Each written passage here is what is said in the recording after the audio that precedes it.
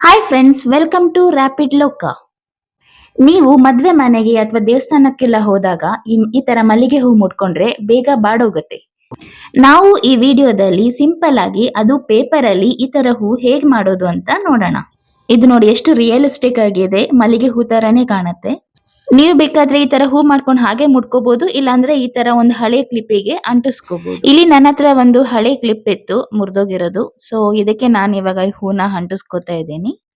ನೀವು ಬೇಕಾದ್ರೆ ಒಂದು ಹೇರ್ ಪಿನ್ ಅಲ್ಲಿ ಈ ಹೂನ ಮುಟ್ಕೋಬಹುದು. ನಾವಿಲ್ಲಿ ಒಂದು ಸ್ಟ್ರಾಂಗ್ ಗಮ್ ಯೂಸ್ ಮಾಡ್ತಾ ಇದೀವಿ. ನೀವು ಈ ಗಮ್ ಇಲ್ಲ ಅಂದ್ರೆ ಫೆವಿಕಾಲ್ ಅನ್ನು ಯೂಸ್ ಮಾಡ್ಕೋಬಹುದು.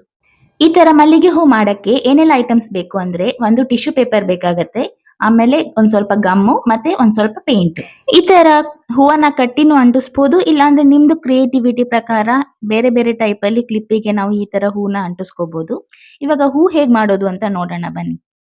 ಹಾರ್ಡ್ ಟಿಶ್ಯೂ ಪೇಪರ್ ಅಂತ ಸಿಗುತ್ತೆ. ಸೊ ನಾನಿಲ್ಲಿ ಹಾರ್ಡ್ ಟಿಶ್ಯೂ ಪೇಪರ್ ತಗೊಂಡಿದ್ದೀನಿ. ಸೊ ಈ ಟಿಶ್ಯೂ ಪೇಪರ್ ಮೇಲೆ ₹1 ಕಾಯಿನ್ ನ ಇಟ್ಕೊಂಡು ಮಾರ್ಕ್ ಮಾಡ್ಕೊತಾ ಇದ್ದೀನಿ.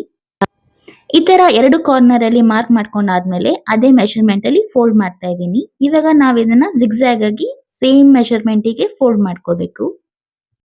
ಒಂದು ಟಿಶ್ಯೂ ಪೇಪರ್ ನ ಈ ತರ ಫೋಲ್ಡ್ ಮಾಡ್ಕೊಂಡ್ರೆ 5 ಹೂಗಳಾಗತ್ತೆ.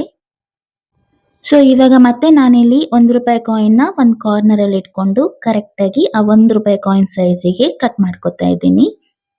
ಇನ್ನೊಂದು ಸಣ್ಣ ಸೈಜ್ ಅಲ್ಲಿ ₹1 ಕಾಯಿನ್ ಬರುತ್ತೆ, ಇದು ಅದಲ್ಲ, ಸ್ವಲ್ಪ ದೊಡ್ಡ ಸೈಜ್ ₹1 ಕಾಯಿನ್ ಬರುತ್ತಲ್ಲ, ಆ ಕಾಯಿನ್ ಯೂಸ್ ಮಾಡ್ತಾ ಇದ್ದೀನಿ. ಸೊ ಎಲ್ಲಾ ಎಡ್ಜಸ್ ಅಲ್ಲೂ ನೀಟಾಗಿ ಕಟ್ ಮಾಡ್ಕೋಬೇಕು ಕರೆಕ್ಟ್ ಆಗಿ ಆ ₹1 ಕಾಯಿನ್ ಸೈಜಿಗೆ. ಈ ತರ ಎಲ್ಲ ಶೀಟ್ ನ ಕಟ್ ಮಾಡಿ ಇಟ್ಕೊಳ್ಳೋಣ ಸ್ಕ್ವೇರ್ ಶೇಪ್ ಅಲ್ಲಿ. ಇದನ್ನ ತುಂಬಾ ಕಮ್ಮಿ ಬೆಲೆಗೆ ತುಂಬಾ ಈಸಿಯಾಗಿ ತುಂಬಾ ಚೆನ್ನಾಗಿ ಮಾಡ್ಕೋಬಹುದು. ಇದು ಪೇಪರ್ ಇಂದ ಮಾಡಿದ್ದು ಅಂತ ಗೊತ್ತೇ ಆಗೋದಿಲ್ಲ ಫುಲ್ಲು ರೆಡಿ ಆದ್ಮೇಲೆ. ಸೊ ಇವಾಗ ನಾವು ಪೇಪರ್ ನ ಕಟ್ ಮಾಡಾದ್ಮೇಲೆ ಇದು ನಾನು ತೆಳು ತಗೊಂಡಿದ್ದೀನಿ, ತೆಳುದು ಟಿಶ್ಯೂ ಪೇಪರ್. ಇದನ್ನ ಪ್ರೀಮಿಯರ್ ಟಿಶ್ಯೂ ಪೇಪರ್ ಅಂತಾನೂ ಹೇಳ್ತಾರೆ.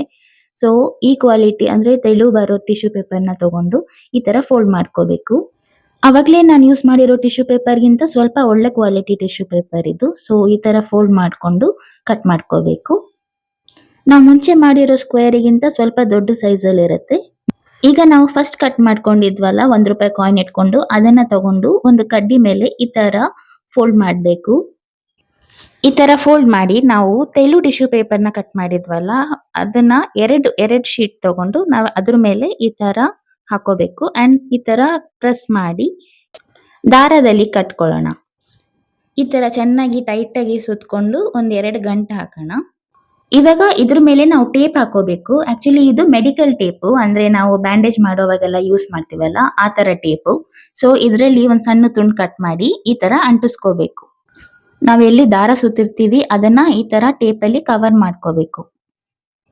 ಫಸ್ಟಿಗೆ ಮಾಡೋವಾಗ ಒಂದ್ ಹೂ ಮಾಡೋದು ತುಂಬಾ ಕಷ್ಟ ಅನ್ಸುತ್ತೆ, ಆಮೇಲೆ ನಿಮ್ಗೆನೆ ಈಸಿ ಆಗತ್ತೆ. 1 ನಿಮಿಷಕ್ಕೆ 1 ಹೂ ಮಾಡ್ಕೋಬಹುದು.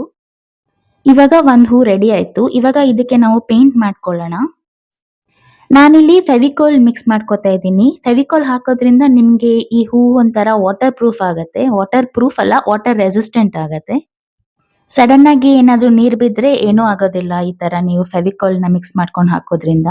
ಇಲ್ಲಿ ನಾನು ಫೆವಿಕಾಲಿಗೆ ಒಂದ್ ಸ್ವಲ್ಪ ಲೈಟ್ ಯೆಲ್ಲೋ ಮಿಕ್ಸ್ ಮಾಡಿದ್ದೀನಿ ಮಲ್ಲಿಗೆ ಹೂ ಕಲರ್ ಬರೋದಕ್ಕೆ.